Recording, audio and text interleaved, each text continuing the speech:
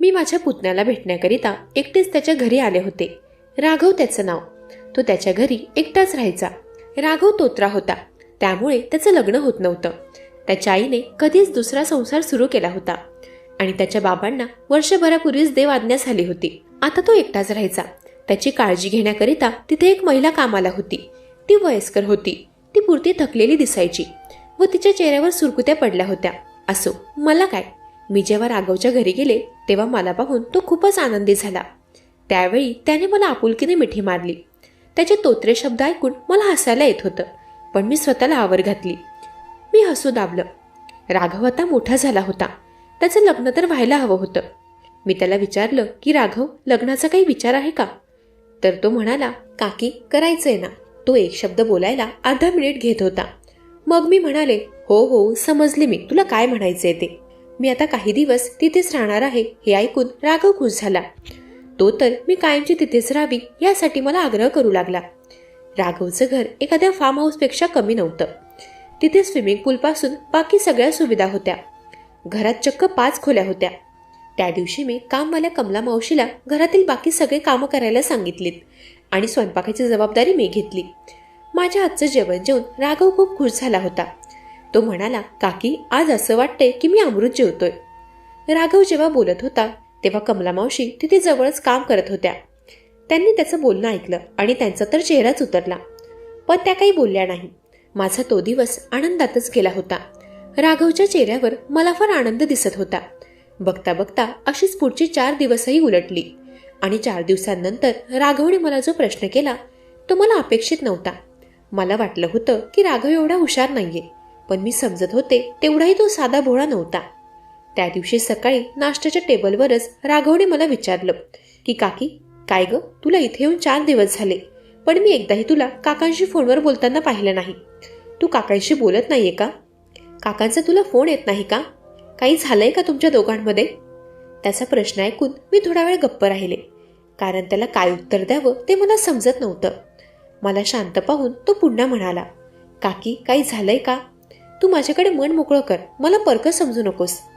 तेव्हा त्याच्या 2 आपुलकीच्या शब्दांनी माझं मन भरून आलं आणि तिथेच मी कोसळले. मी रडू लागले. पण त्याला म्हणाले, राघव तू किती मन कवडा आहेस रे. तू माझं मन ओळखलंस. तुझा अंदाज अगदी बरोबर आहे. तुझ्या काकांचे आणि माझे थोडे वाद झाले आणि त्यामुळेच मी इथे निघून आले. मला शांतता हवी होती आणि मला खात्री होती की मला माझ्या माहेरपेक्षाही आपुलकी आणि प्रेम या घरातच मिळणार. त्यामुळे मी काहीही विचार न करता इथेच निघून आले. मी काही दिवस इथे राहिले तर तुला चालेल ना? त्यावर तो म्हणाला, काकी तू असं परक्यासारखं का विचारते? हे घर तुझंच आहे आणि तू इथे बिंदास राहा.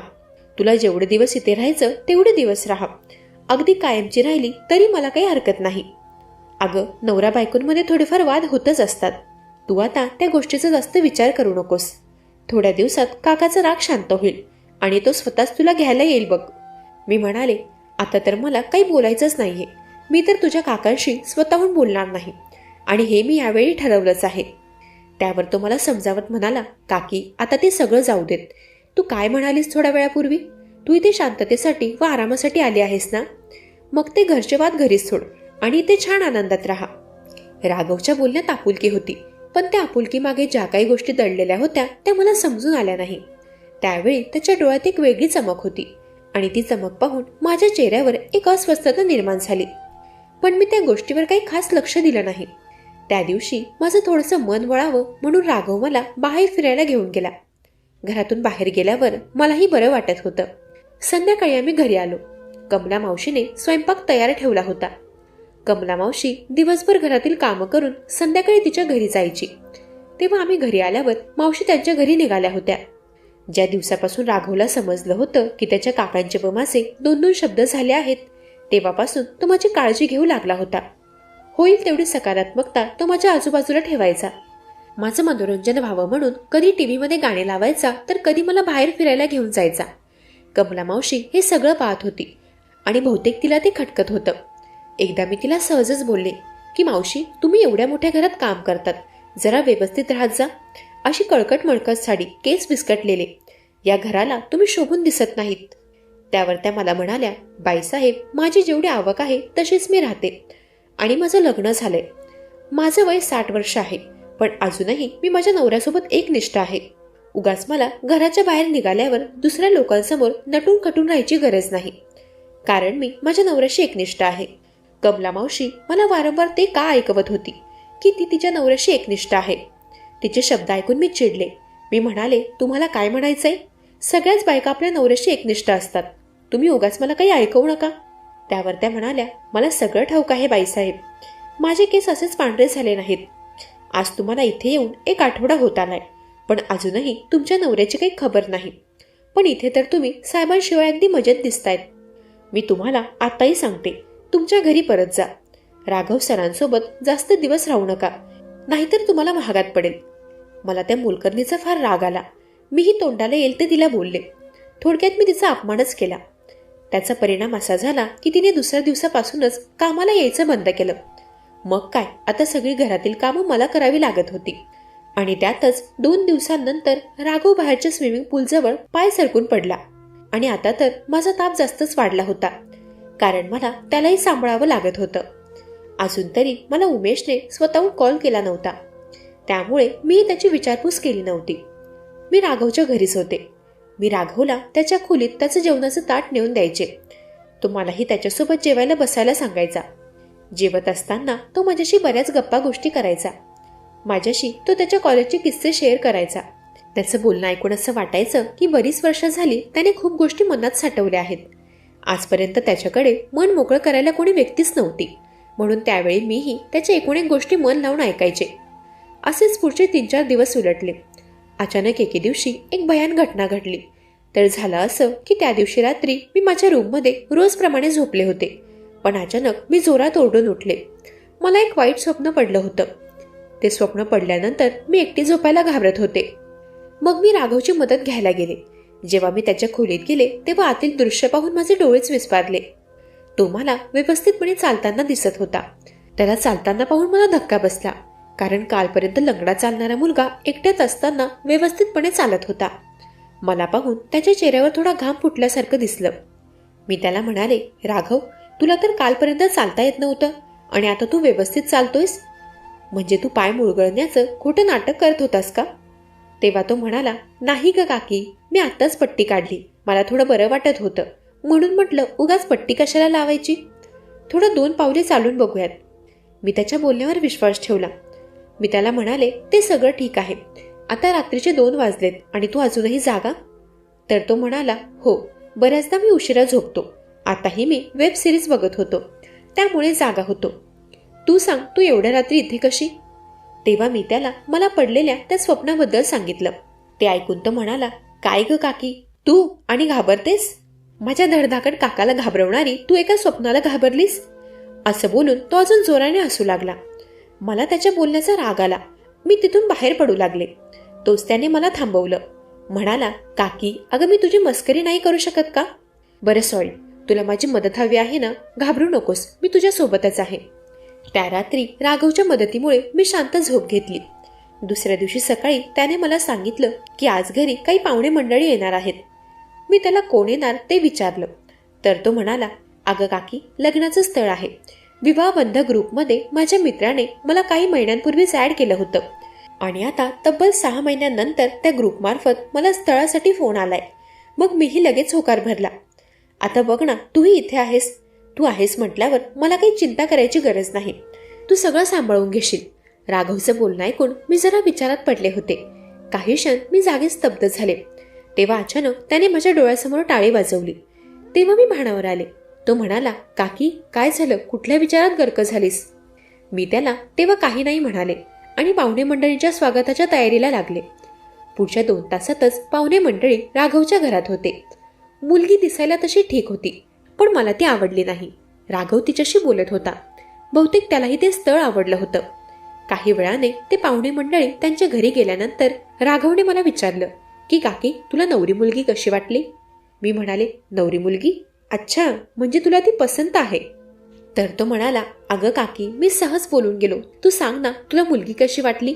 मी म्हणाले, खरं सांगू, मला तुला नाराज करू वाटत नाहीये, पण मी तुझं आयुष्यही बर्बाद होताना बघू शकत नाही. माझं बोलणं ऐकून तो गंभीर झाला. म्हणाला, काकी, काय झालंय, जरा मला सांगशील का? मी त्याला म्हणाले, राघव, कदाचित काही गोष्टी तुझ्या लक्षात आल्या नसतील. मला त्या मुलीच्या चेहऱ्यावर एक प्रकारची चालाखी दिसली. मला मनापासूनच वाटत नाही की ती मुलगी तुझ्यासाठी योग्य आहे. त्यावेळी माझ्या बोलण्यावर राघवने काही उत्तर दिलं नव्हतं, पण मी त्याचं आयुष्य बर्बाद होऊ देणार नव्हते. मी त्या मुलीचा अख्खा बायोडाटा चेक केला आणि मला समजलं की तिचं ते दुसरं लग्न होतं. मी राघवला ते सांगितलं तेव्हा त्याला धक्का बसला. तो म्हणाला, मुलीही खोटं बोलतात यावर माझा विश्वासच बसत नाही. एवढी मोठी गोष्ट त्यांनी लपवायला नको होती. राघवने तेव्हाच फोन करून त्या स्थळाला नकार कळवला. त्याने माझे फार आभार मानले. म्हणाला, काकी, तू माझं आयुष्य बर्बाद होण्यापासून वाचवलंस. तू माझी फक्त काकी नाहीयेस, तू माझी सखी आहेस. मला तू माझ्या मैत्रिणीसारखी वाटतेस, कारण मी तुझ्याकडे माझ्या मनातील प्रत्येक गोष्ट सहजपणे बोलू शकतो आणि तूही मला समजून घेतेस. त्याने माझे आभार मानले. आता राघव व माझी मैत्री दिवसेंदिवस वाढत गेली. आता मला तिथे जाऊन जवळजवळ महिना पूर्ण होणार होता, पण अजूनही उमेशने माझी काही खबर घेतली नव्हती. पण त्या एके दिवशी सगळंच बदललं. माझी तब्येत बिघडली होती. मला चक्कर येऊ लागल्या होत्या आणि हळूहळू सगळी लक्षणं वेगळ्याच दिशेने जात होती. जेव्हा मला खरं कारण समजलं तेव्हा माझ्या पायाखाली जमीनच सरकली. कारण हे होतं की मी आई होणार होते. त्या दिवशी मी फार रडत होते. राघव तेव्हा घरी नव्हता आणि त्याचवेळी कमला मावशी घरी आली होती. मला रडताना पाहून मावशीने माझी विचारपूस केली. मी रडतच मावशीला सांगितलं की मावशी, मी आई होणार आहे. तर त्या म्हणाल्या, बाईसाहेब, ही तर आनंदाची गोष्ट आहे आणि तुम्ही रडत आहात. तेव्हा मी मावशीला जे काही सांगितलं ते ऐकून त्याही शॉक झाल्या. म्हणाल्या, नाही, मला तर विश्वास बसत नाही. हो मावशी, हेच खरं आहे. मी वारंवार तेच बोलत होते. दिवसभर मी एकटीच विचारात बसले होते. संध्याकाळपर्यंत उमेशही तिथे पोहोचला. मी तर त्याला फोन लावला नव्हता. मग तो तिथे कसा आला? उमेश तिथे येताच कमला मावशी तिथे हजर झाली. उमेश कमला मावशीला म्हणाला, मावशी, धन्यवाद तुम्ही मला इथे बोलावल्याबद्दल. तुम्ही जर मला कळवलं नसतं तर माझ्या बायकोची गोड बातमी मला कळवलीच नसती. उमेशला खूप मोठा गैरसमज झाला होता. मी काही बोलण्याआधी त्याने राघवला तिथे बोलावलं. राघव खाली मान घालून त्याच्या खोलीतून बाहेर आला. त्याची मान शर्मेने खाली होती. उमेश त्याच्या जवळ गेला. त्याने राघवच्या खांद्यावर हात ठेवला. तो म्हणाला, राघव, तुला अजिबात लाजायची गरज नाही. तू काही चुकीचं केलं नाहीयेस. कोणाच्याही बोलण्यावर विश्वास ठेवू नकोस. तेव्हा मी उमेशवर चिडले. म्हणाले, उमेश, तू हे काय बोलतोयस? या मावशीने तुला काय सांगितलंय? मी पुढे अजून काही बोलणार तोवर उमेशने मला शांत केलं. तो म्हणाला, गायत्री, आता शांत राहा. आता मी बोलणार आणि तू ऐकणार. तू एवढ्या खालच्या पातळीवर जाशील असं मला वाटलं नव्हतं. तुला काय वाटलं, राघव एकटा आहे, तो घाबरेल आणि तू मनाला येईल ते वागशील? ते बरं झालं मला कमला मावशीने वेळेवर फोन केला आणि इथे बोलावून घेतलं. मला वाटलं होतं की तू काही दिवस राहून घरी परतशील, पण तू एवढा मोठा कट रचशील याची मी कल्पनाही केली नव्हती. तेव्हा उमेश राघवला म्हणाला, राघव, तू निर्दोष आहेस. तुझ्यावरचे आरोप खोटे आहेत. उमेशने राघवच्या हातातील कागदपत्रेही फाडून फेकलीत. त्याने त्याला हेही सांगितलं की त्याचं लग्न ज्या मुलीसोबत जमत होतं तिचं हे पहिलंच लग्न आहे. तुझी काकी तुझं लग्न होऊ नये म्हणून खोटं बोलली की त्या मुलीचं हे दुसरं लग्न आहे. गायत्रीच्या पोटातील बाळ माझंच आहे. गायत्री, तुझ्या पोटातील बाळ आपलं आहे, त्याचे प्रूफ आहेत माझ्याकडे. हे घे तुझे रिपोर्ट. तुझ्या कपाटात तू लपून ठेवले होतेस ते मला मिळालेत. अजून जे जन्मालाही आलं नाही त्याच्या नावाने तू एवढं मोठं पाप करायला निघालीस. तू आपल्या बाळाला हे असे गर्भसंस्कार देणार आहेस? राघवने तुला आई मानलं होतं आणि तू त्याला बर्बाद करायला निघालीस. त्याची ही संपत्ती त्याच्या वडिलांनी मोठ्या कष्टाने मिळवली आहे. त्याच्यावर तुझा काय, माझाही हक्क नाहीये. हे सगळं राघवचं आहे. आधीपासूनच तुझी मागणी चुकीची होती. आपल्याकडे आहे तेवढं ते सुख मानायला हवं, पण तू एक लालची बाई आहेस. आता इथून पुढे मला तुझ्यासोबत राहायचं नाही. उमेश म्हणाला, तुला जास्त टेन्शन घ्यायची गरज नाही. बाळ जन्माला येईपर्यंत मी तुझा सगळा खर्च उचलेल. तू माझ्या बाळाला माझ्याकडे सोडून नंतर तुझं आयुष्य एखाद्या श्रीमंत व्यक्तीसोबत घालवू शकतेस. मी तुला थांबवणार नाही. उमेशचा निर्णय ऐकून मी थक्कच राहिले.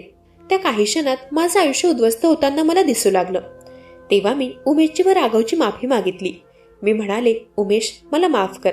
मला राघवची संपत्ती नकोय. मला आपला सुखी संसार हवाय. राघव, मी खोटं बोलले. या बाळाशी तुझा काहीही संबंध नाही. हे माझं आणि उमेशचं बाळ आहे.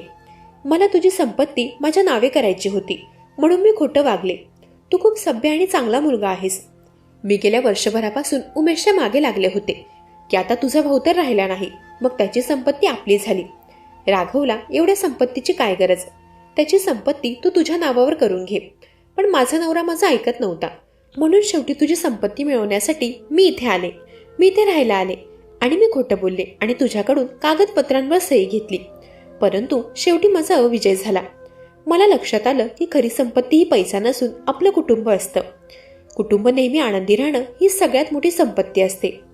माझा संसार विखुरतोय हे माझ्या लक्षात येताच मला बुद्धी आली आणि मी पैशांचा मोह क्षणात विसरले व माझ्या संसाराकडे वळले.